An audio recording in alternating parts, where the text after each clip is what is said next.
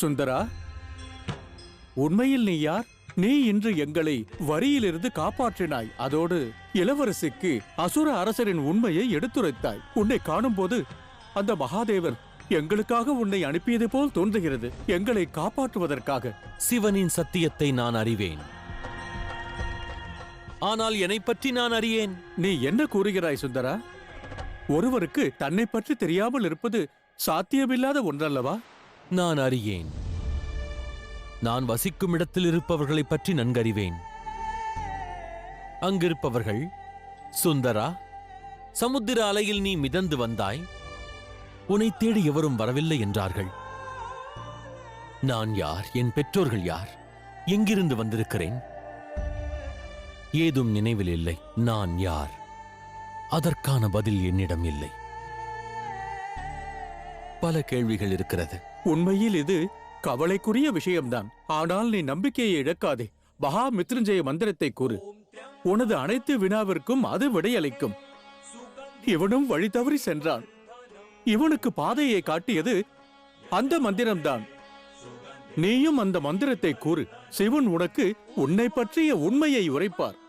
நிச்சயமாக மகாமிருத்யுஞ்சய மந்திரத்தை கோருவேன்.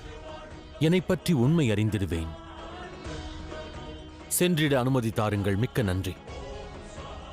சென்று வருகிறேன்.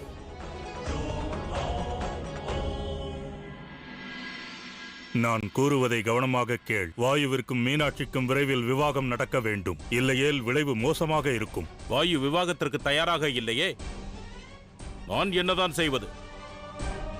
இது தங்களுடைய மகளின் விஷயம் அல்ல அருணாசுரா. இது சிவசக்தியின் விஷயம். இம்முறை அவர்கள் வெல்வதற்கான வாய்ப்பை தரக்கூடாது. அருணாசுரா, ராகுவின் அச்சம் முசிதமே. சாம தான தண்ட பேதம் எதுவாக இருந்தாலும் பயன்படுத்து. ஆனால் மீனாட்சியின் விவாகம் வெகு விரைவில் வாயுவுடன் நடந்தாக வேண்டும். ஏனென்றால் ஒருவேளை சக்திக்கு மீண்டும் சிவனுடன் காதல் உண்டானால் பிறகு நமது திட்டங்கள் அனைத்தும் மண்ணோட மண்ணாக போய்விடும்.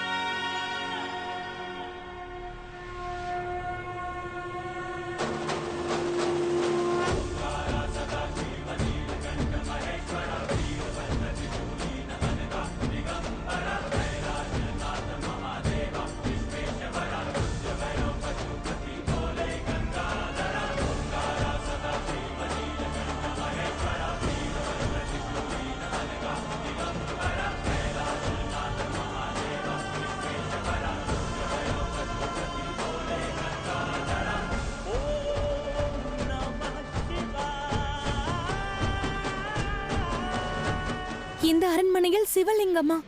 இனி என்ன நடக்கும்? தேவையின்றி நீங்கள் அஞ்சுகிறீர்கள். சிவனும் சக்தியும் எவ்வாறு ஒருவரோடு ஒருவர் இணைவதற்கு வாய்ப்பு இருக்கிறது?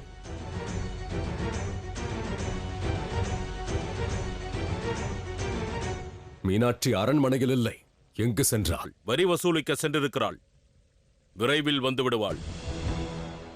ஏழைகளிடமிருந்து கருணையின்றி வரியை வசூலிக்கும் மீனாட்சியிடம் கருணாமூர்த்தியான அந்த மகாதேவர் இணைவதற்கு நிச்சயமாக வாய்ப்பில்லை. நீங்கள் அனைவரும் தேவையின்றி அஞ்சி நடுங்குகிறீர்கள்.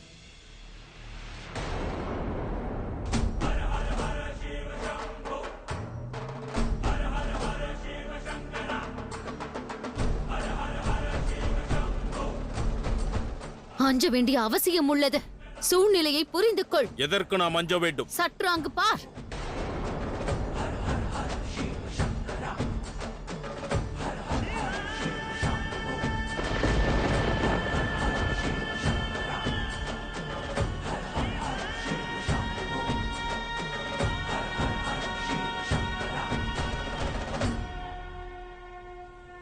மீனாட்சி சிவலிங்கத்துடனா? அசுர அரசின் அரண்மனையில் சிவலிங்கமா?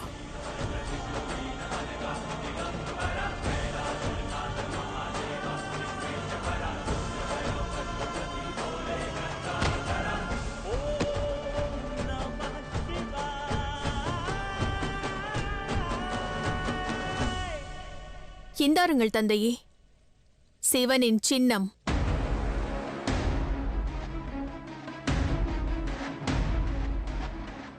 இதை நான் காராகிரகத்தில் பூட்டுவேன்.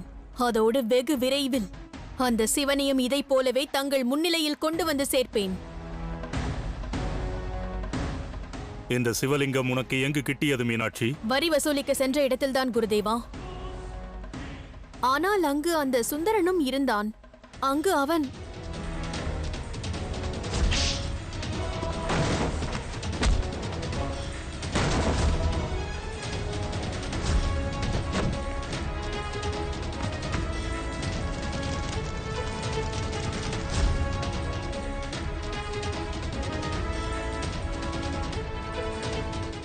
ஹர ஹர மகாதேவா!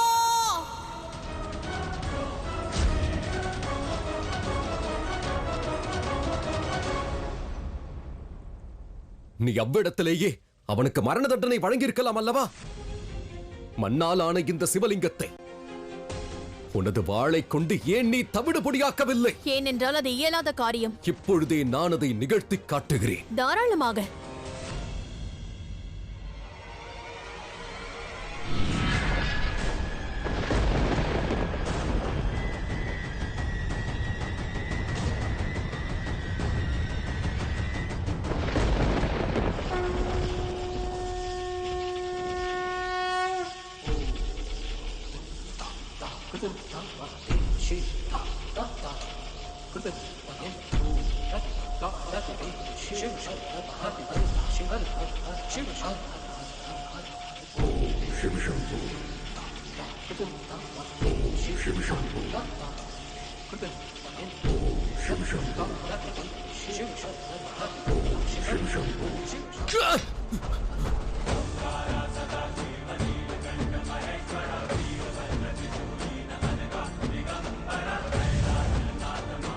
முயற்சி வீண் போனதா?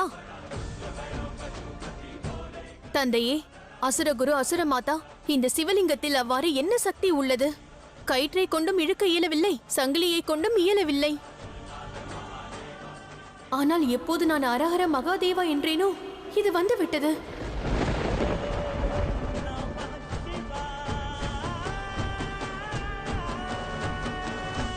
வரி வசூலிக்காமல் வந்ததுடன் அந்த சிவனை பற்றி நீ புகழாரம் பாடுகிறாயா?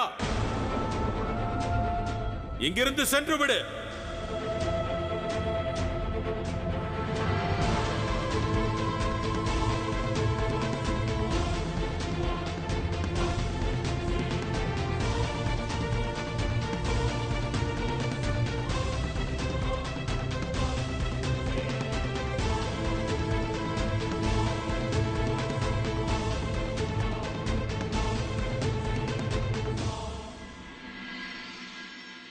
மகாதேவா, என்னை பற்றி கூறுங்கள். எனது அன்னையும் தந்தையும் யார்? நான் யார் என்று கூறுங்கள்.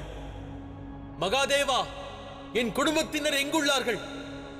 பதில் கூறுங்கள் மகாதேவா.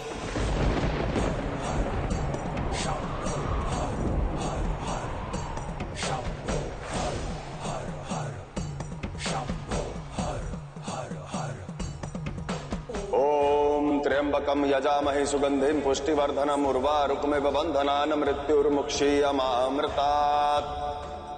ॐ त्र्यंबकं यजामहे सुगंधिं पुष्टिवर्धनम् उर्वारुकमिव बन्धनान् मृत्युर्मुक्षीयमामृतात्।